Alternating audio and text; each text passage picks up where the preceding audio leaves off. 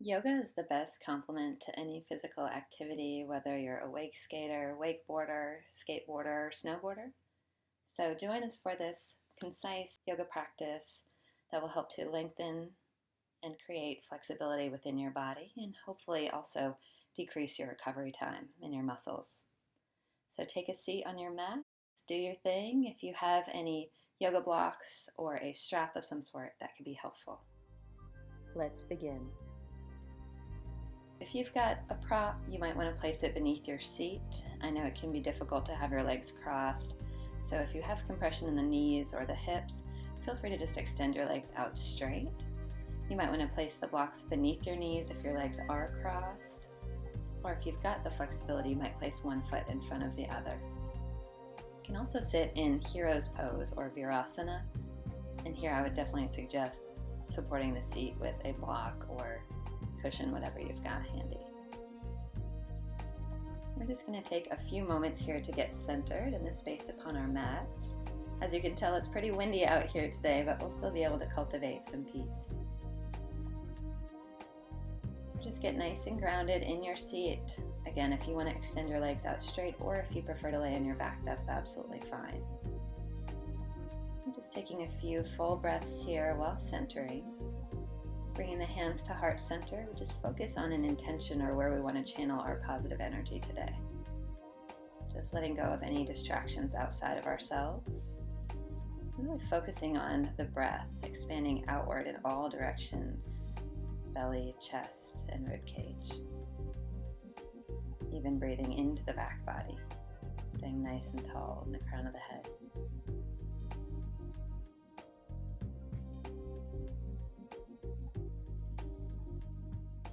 From here, if you used a prop, just set it to the side. We're going to grab a strap, so this could be a shoelace, a belt, a towel, whatever you've got. I'm just using a scarf, but for the sake of simplicity, we're going to refer to it as a strap. So take a nice long full body stretch on your back.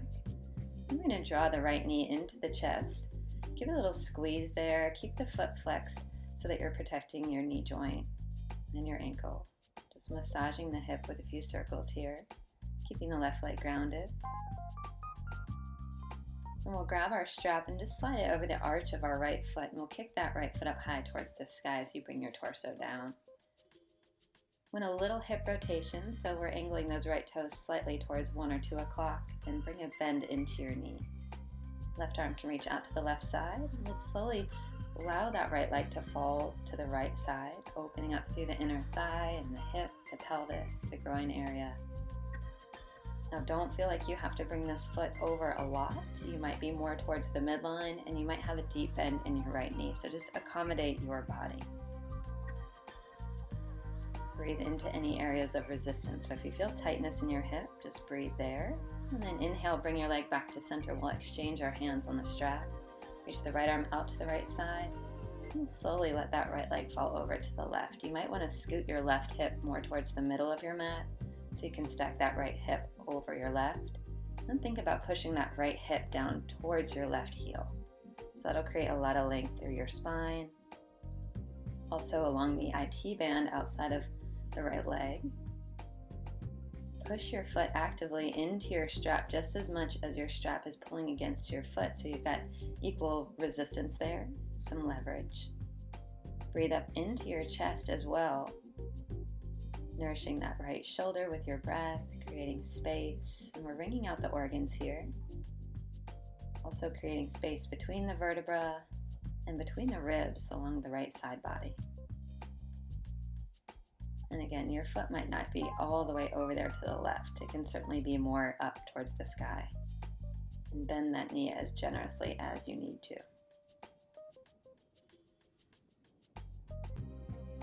On an inhale, bring that right leg back up to center. We'll pull that leg in just a little closer towards the torso. If you want more core activation, you can lift your head. And then slowly we're going to unslip that strap, keep that leg extended and slowly lower with control. And hopefully you'll notice that right leg feels a little longer than the left.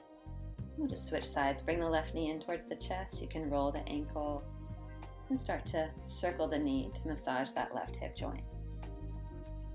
Try to keep the right leg grounded.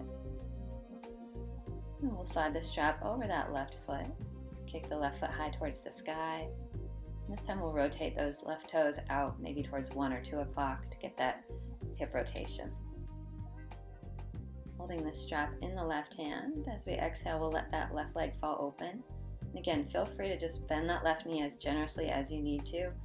And your leg might not open way out to the side. It might be more towards the sky, and that's fine. As long as you're getting some sort of sensation and stretch in your body, that's what we're going for. So no judgment, no expectations, no comparisons. Just allow yourself to be as you explore your body and allow it to unfold. Inhale, we'll bring that left leg back up to center, exchanging hands on the strap.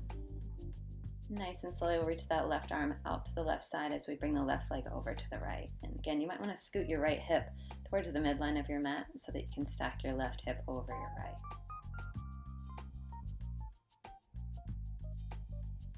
Push that left hip down towards the right heel, really lengthening the back body. Breathe deeply into your twisted belly here. Twist can really aid in digestion and lengthening the spine. So we're kind of wringing everything out, creating space between the vertebra and between the ribs as we breathe deeply. You might notice one side feels a lot different than the other, especially if you have a more dominant side, so that's normal. Try not to create expectations for each side to perform exactly the same. Inhale, we'll bring that left leg back up to center. Lift the torso, pull the head towards the leg for a deeper stretch if you want to. We'll keep that left leg straight as we lower it with control using the abdominals. From here, set your strap to the side. We'll hug the knees in towards the chest, and you can just gently begin to rock forward and back, massaging the spine a little bit here. We'll make our way up.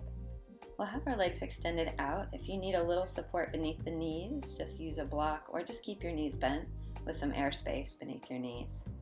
Remove the flesh from beneath your seat so you're nice and grounded.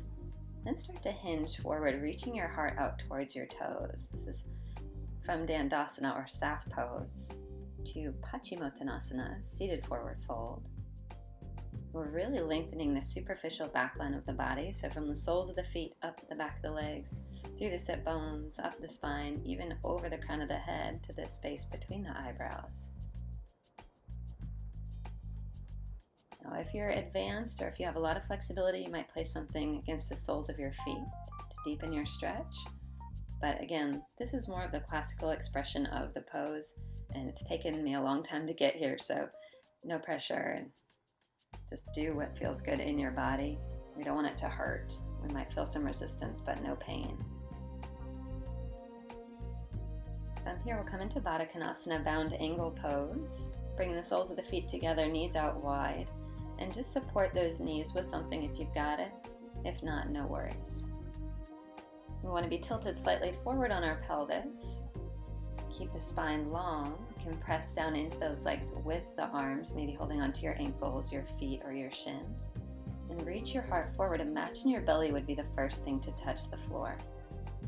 If you've got a little more space, maybe you bow your head towards your toes. If you want a little more leverage, take your hands behind your back, push into your fingerprints, and press your heart forward, really staying long through the spine. And if you need more, you can walk the hands forward and just bow your head towards your toes. Really breathe deeply into your pelvis. Feel that expansion between the hips and in the inner thighs. You're nourishing your organs in your belly with your breath. From here, we'll extend the right leg out and just slide that left sole to the inner right thigh. Again, if you need to support that right knee, just use something beneath it just so it doesn't hyperextend, or if your hamstring's really tight, that can be helpful. Inhale, and as you exhale, walk your hands forward. Really keep that right foot flexed. Keep the seat grounded. On your inhale, walk the hands back slowly. Pause here, and then next inhale, arms lift. We'll exhale as we rotate the torso over the extended leg, and then walk the hands forward any amount. So you might be able to fold really deeply, or you might feel like your spine is almost upright, and that's okay. Deeper expression is to bring that left hand to the pinky toe edge of the right foot and just gently pull. Definitely not a requirement, just a further option. We'll inhale, walk the hands back towards the body. Arms lift, and exhale, counter twist, bringing that right hand to the left knee, left fingertips behind the back. Stay nice and tall in your spine as you inhale, and as you exhale, you might be able to push that right hand into the left knee a little bit more to deepen your twist. We'll exhale to unwind. We're just going to exchange those legs, so extend through that left leg, slide the right sole to the inner left thigh. Feel free to support the right knee if needed, or the left knee if needed. So really listen to your body. Nothing's right or wrong. I'm giving you some guidance, but you have room to play with it. Exhale, walk forward, bowing. Breathing deeply into your belly again. As you inhale, you might feel a gentle lift in your torso, floating up, and as you exhale, you might sink down a little deeper, kind of like a wave of breath. Inhale, arms will lift, and we're twisting over the left leg now. Release those hands down to frame the leg. You can stay tall with your torso, or feel free to melt forward. And just remember to breathe. The breath is a big component of yoga. It can create lots of space in our body with our breath. And it helps us to stay focused as well.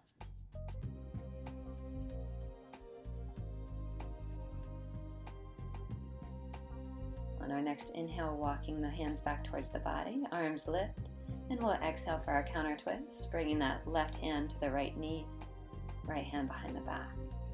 Inhaling for a tall spine, exhaling as we drop back on that right shoulder any amount.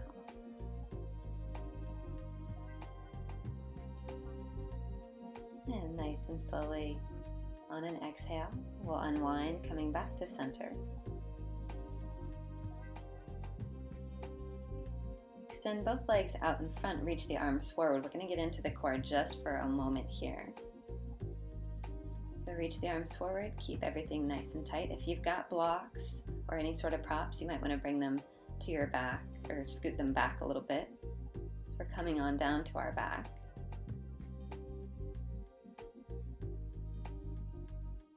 And once we land there, again, we'll hug the knees in towards the chest. Maybe take a little rock, work out any kinks, observe any differences between now and when we started. We'll take our feet as wide as the mat. Allow your knees to fall together in the center. A little lift and tuck of the tailbone. Or if it's comfortable for your lower back, you can extend your legs out long with your heels reaching towards the top corners of your mat. I personally prefer to place a little something under my knees to release that tension on the lower back. As we transition into our Shavasana, our final resting pose. You can gently sway your head from side to side, walk those shoulder blades down along the back body. We honor every yoga practice that we do with a final resting pose, just so that we can have time to absorb all the physical and mental benefits of our practice. Really honor our bodies with some stillness. Relax the space between your eyebrows and soften your jaw.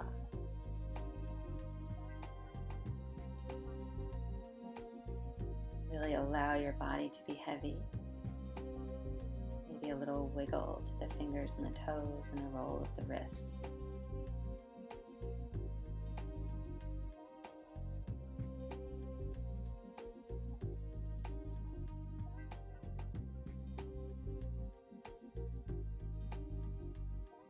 Inviting clarity and relaxation into the mind.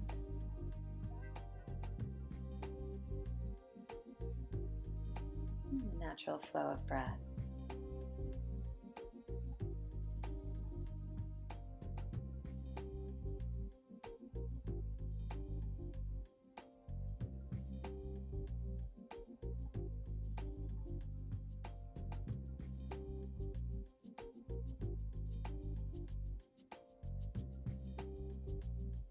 And just taking a few more slow, deep breaths here. Melting any amount more into your mat. And then once again, we'll return a little wiggle to the fingers and the toes. Slowly Bend those knees. And we'll roll over to one side, making a little pillow with our bottom arm. Just cherishing another moment of sweet rest here. And we'll extend through our top leg, press into our top palm, and make our way up to a comfortable seat. And as we finish, we'll take a little wrist therapy, especially for you skateboarders. I know that's important. So first, we'll roll the shoulders a few times. We'll take a few neck rolls, just tracing the chest with the chin. And we'll just kind of roll out those wrists. It doesn't have to look any particular way. You can flutter those fingers and interlace and draw some circles here.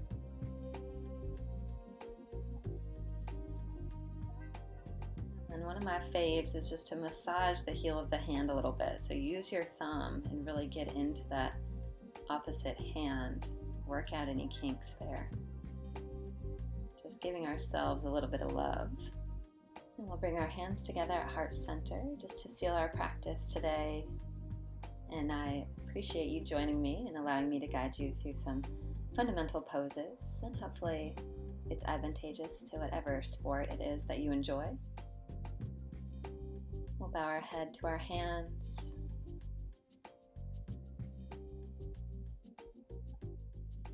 Thank you for your presence. Namaste.